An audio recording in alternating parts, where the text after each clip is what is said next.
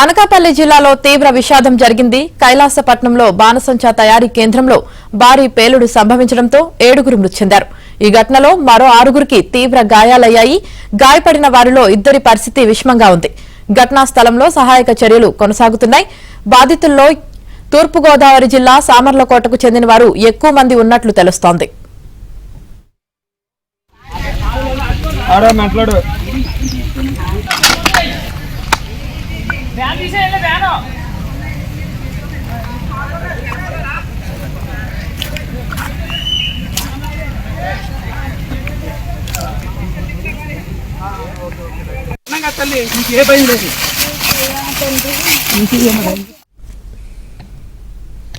పేలుడు సమయంలో పరిశ్రమలో 30 మంది కార్మికులు ఉన్నట్లు తెలుస్తోంది.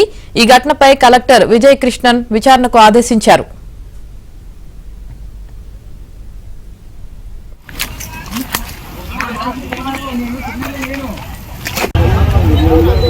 కంపెనీలో మరి దురదృష్టవశాత్తు అది మా గ్రామం కైలాసపట్నంలోనే ఉండడం దురదృష్టం.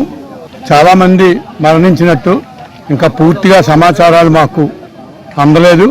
కొన్ని బాడీస్ని హాస్పిటల్కి తరలించడం, కొంతమంది ఎవరికైతే ఇంజరీస్ అయ్యో మేజర్ ఇంజరీస్ అయిన వాళ్ళని కూడా హాస్పిటల్కి పంపించడం, ఒకటిన ఫైర్ కూడా తెప్పించడం, ఫైర్ ఇంజిన్ కూడా చాలా మట్టుకు పనిచేస్తూ ఉంది. ఏదేమైనప్పటికీ నాటి సంఘటన జరగడం మాకు మా గ్రామానికి కూడా చాలా దురదృష్టకరమైనటువంటి విషయంగా భావిస్తున్నాం.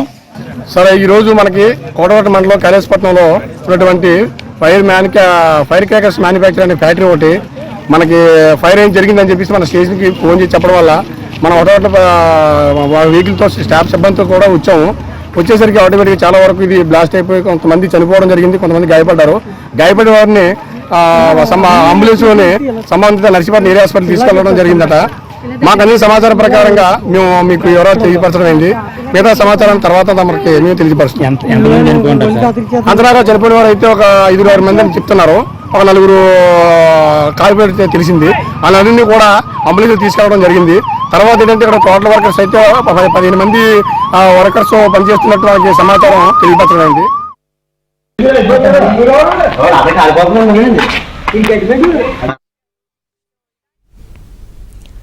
బాణసంచా పేలుడు ఘటనపై సీఎం చంద్రబాబు దిగ్భ్రాంతి వ్యక్తం చేశారు. హోంమంత్రి అనితతో సీఎం చంద్రబాబు ఫోన్లో మాట్లాడారు. బాధితుల ప్రస్తుత పరిస్థితి అడిగి తెలుసుకున్నారు.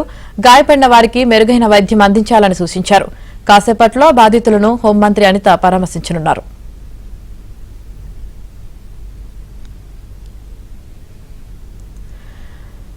రైట్కి ఈ ప్రమాదానికి సంబంధించి పూర్తి సమాచారం మా ప్రతినిధి నాయుడు అందిస్తారు. నాయుడు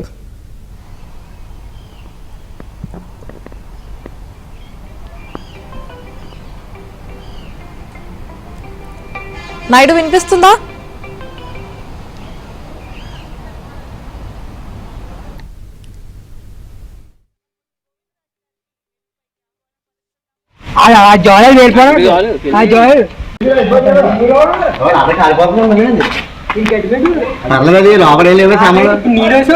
సామాన్లు ఏమైనా ఉన్నాయా ఇందులో?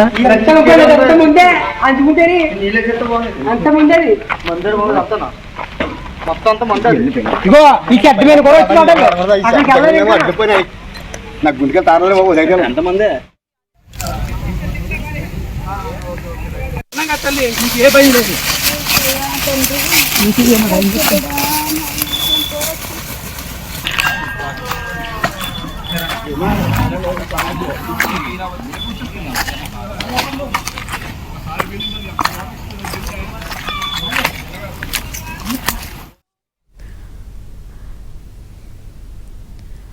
కైలాసపట్నంలో బాణసంచా తయారీ కేంద్రంలో భారీ పేలుడు సంభవించింది. ఈ పేలుడుకు సంబంధించి పూర్తి సమాచారం మా ప్రతినిధి నాయుడు అందిస్తారు. నాయుడు, యామిని ఈ ప్రమాదం 12 గంటల సమయంలో 12-12:30 మధ్యలో ఈ ప్రమాదం జరిగినట్టు ప్రాథమికంగా ఇప్పుడు తెలుస్తుంది. ఆల్రెడీ ఆ ఘటనా స్థలానికి కలెక్టర్ ఆల్రెడీ చేరుకోవడం జరిగింది, ఫైర్ సిబ్బంది ఆల్రెడీ చేరుకోవడం జరిగింది. ఇది మధ్యాహ్నం భోజన విరామ సమయానికి దిగే సమయంలోనే ఈ ప్రమాదం జరిగినట్టు మనకు తెలుస్తుంది. అయితే ఇది బయట ఉన్నటువంటి ఏదైతే బాణసంచా కేంద్రం ఉందో బాణసంచా కేంద్రంలో గొడౌన్తో పాటుగా పక్కన చాలా వరకు పాకలు ఉన్నాయి. వీళ్ళు ఏంటంటే అనుమతి ఉన్నప్పుడు కూడా బయట ప్రాంతాలకు ఎవరికైనా ఆర్డర్స్ కానీ మిగతా వచ్చినప్పుడు సో వాటిని తయారు చేసి ఇతర ప్రాంతాలకు మిగతా వాళ్ళకి అవసరమైన వాటిని తీసుకువెళ్తూ ఉంటారు. సో మనం అక్కడ విజువల్స్లో కానీ చూస్తే బయట ఏదైతే ఉందో పేలుడు అంటే గొడవంతో పాటుగా పక్కన ఉన్నటువంటి పాకల కింద కూర్చొని వీళ్ళు కొన్ని తయారు చేస్తూ ఉంటారు. అంటే ఓపెన్ స్పేస్లోనే షెడ్స్ కింద తయారు చేస్తూ ఉంటారు. సో ఈ తయారు చేస్తున్న క్రమంలోనే ఈ ప్రమాదం జరిగినట్టు మనకు తెలుస్తుంది. ఈ ప్రమాద ఘటన స్థలంలో ఇప్పటివరకు మనకు ప్రాథమికంగా అందిన సమాచారం ప్రకారంగా సో 8 మంది చనిపోయినట్టు, అంటే కొద్దిసేపటి వరకు 7 చనిపోయినట్టు తెలిసింది. ఇప్పుడు 8 మంది చనిపోయినట్టు మనకు తెలుస్తుంది. ఈ ఘటన పైన ఇప్పటికీ ఆల్రెడీ ముఖ్యమంత్రితో పాటు ముఖ్యమంత్రి నారా చంద్రబాబు నాయుడు, అలాగే డిప్యూటీ సీఎం పవన్ కళ్యాణ్తో పాటుగా నారా లోకేష్ వీళ్ళంతా కూడా దిగ్భ్రాంతిని వ్యక్తపరచడం జరిగింది. మరోవైపు ఘటనా స్థలానికి హోంమంత్రి కూడా ఆల్రెడీ బయలుదేరారు. మరి కాసేపట్లో అక్కడికి చేరుకునేటువంటి అవకాశం ఉంది. కలెక్టర్ ఆల్రెడీ ఆ ఘటనా స్థలానికి చేరుకున్నారు. సో అధికారులంతా చేరుకొని అక్కడ ఉన్నటువంటి వాళ్ళందరినీ కూడా కొంతమందిని ఆల్రెడీ సీరియస్గా ఉన్న వాళ్ళని ఇక్కడ కేజీహెచ్కి ఆల్రెడీ తరలించే ప్రయత్నం చేస్తున్నారు. వాళ్ళు మార్గ మధ్యంలో ఉండడం జరిగింది. మరోవైపు మరికొంతమందిని ప్రస్తుతం అక్కడ ఉన్నటువంటి నర్సీపట్నం ఏరియా ఆసుపత్రిలో చికిత్స అందిస్తున్నటువంటి పరిస్థితి. సో ఆ భోజన విరామ సమయంలో కొంత గ్యాప్ రావడం వల్ల లోపల ఉన్న వాళ్ళు దాదాపుగా 8 మంది ఇప్పుడు చనిపోయారు. ఒక 3 ఇప్పుడు ప్రస్తుతం అయితే మాత్రం తీవ్ర గాయాలయ్యే, వాళ్ళ పరిస్థితి కూడా కొంత విషమంగానే ఉన్నట్టు ఉంది. మరికొంతమందికి కూడా గాయాలయ్యాయి. అయితే పూర్తిగా గాయాలైన వాళ్ళ సంఖ్య అయితే ఇప్పుడు దాదాపు ఒక 5-6 వరకు ఉండేటువంటి అవకాశం ఉంది. మృతుల సంఖ్య మాత్రం ఇప్పుడు 8కి చేరినట్టు మనకు తెలుస్తుంది.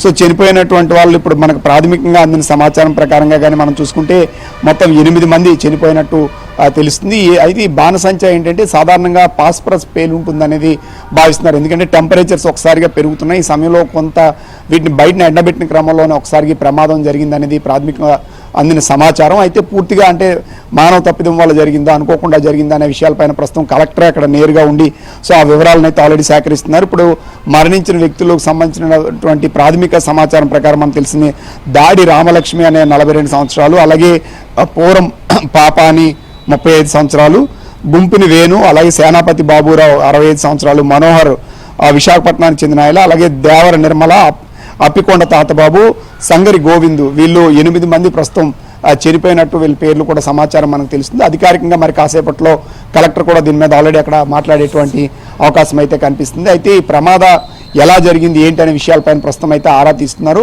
సో దీనిపైన ఇప్పుడు అక్కడ ఎందుకంటే అది నార్మల్గా నివాసాలకు వీటికి కూడా దూరంగానే ఉంటుంది కాబట్టి ఆ పేలుడు జరిగే సమయంలో చుట్టుపక్కల కొన్ని గడ్డి కుప్పలు ఉన్నాయి, కొన్ని చెట్లు ఉన్నాయి. సో ఇవి కూడా ఇప్పుడు తగలబడుతున్నాయి.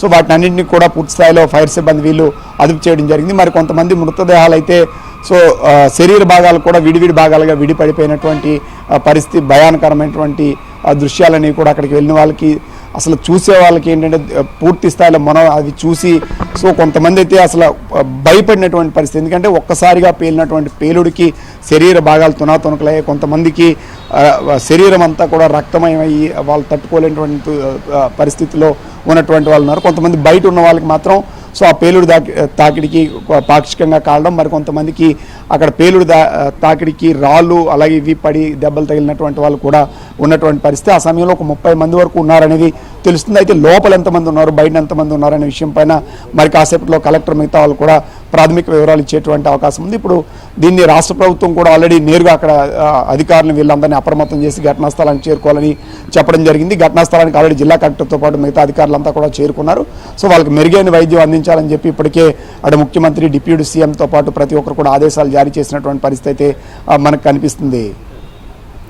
అలాగే నాయుడు బాధితులను పరామర్శించేందుకు హోంమంత్రి అనిత కూడా అక్కడికి రానున్నట్లు తెలుస్తుంది. మరి ఎంతసేపట్లో వచ్చే అవకాశం ఉంది? సో మరి కాసేపట్లో హోంమంత్రి అనిత సో అక్కడికి వచ్చేటువంటి అవకాశం ఉంది. ఎందుకంటే కోటవట్ల అనేది ఇప్పుడు ఆమె నియోజకవర్గం ప్రస్తుతానికి ఏంటంటే ఆమెకి దగ్గరగానే ఉంటుంది నియోజకవర్గం.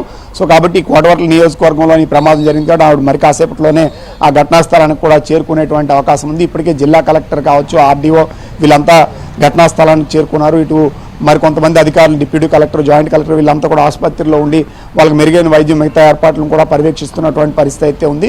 హోంమంత్రి మరి కాసేపట్లో ఆల్రెడీ బయలుదేరారు. మరి కాసేపట్లో ఘటనా స్థలానికి బాధితులను కూడా పరామర్శించేటువంటి అవకాశం ఉంది. అలాగే అనకాపల్లి ఎంపీ కూడా ఘటనా స్థలానికి వెళ్తున్నారు. ఇప్పుడు అక్కడ ఉన్నటువంటి స్థానిక ఎమ్మెల్యేలు మళ్ళీ కొంతమంది ఎవరైతే చుట్టుపక్కల గ్రామాల ప్రజలు ఉన్నారో వాళ్ళంతా కూడా అక్కడ చేరుకొని సహాయక చర్యలు అయితే ఫైర్ సిబ్బందితో పాటు సహాయ చర్యలు అనే వాళ్ళు కూడా అందిస్తూ అక్కడ ఉన్నటువంటి క్షతగాత్రుల్ని తరలించడంలో సహకరిస్తున్నటువంటి పరిస్థితి ఉంది. కొన్ని ఎందుకంటే అక్కడ పూర్తిగా గోడలో కూలినటువంటి దాని కింద మృతదేహాలు ఇవి ఉన్నాయి కూడా వెలికి తీస్తున్నారు. దాదాపుగా సహాయక చర్యలు అయితే దాదాపుగా పూర్తయ్యాయి అనేది మనకు తెలుస్తుంది. 8 మంది మాత్రం ఇంతవరకు మృతి చెందారు, ఒక 6 వరకు గాయాలైనట్టు తెలుస్తుంది. అయితే మిగతా వాళ్ళు ఎవరెవరు పాక్షికంగా మిగతా ఎవరెవరికి దెబ్బలు తగిలి ఏంటి ఆ వివరాలను పేర్లతో పాటు మరి కాసేపట్లో జిల్లా కలెక్టర్ కూడా సో ఘటనకు వివరాలు ఏం జరిగింది ఏంటనే వివరాలను అక్కడ చుట్టుపక్కల వాళ్ళతో పాటు పనిచేసిన వాళ్ళని కూడా అడిగి తెలుసుకుంటున్నటువంటి పరిస్థితి మనకు కనిపిస్తుంది.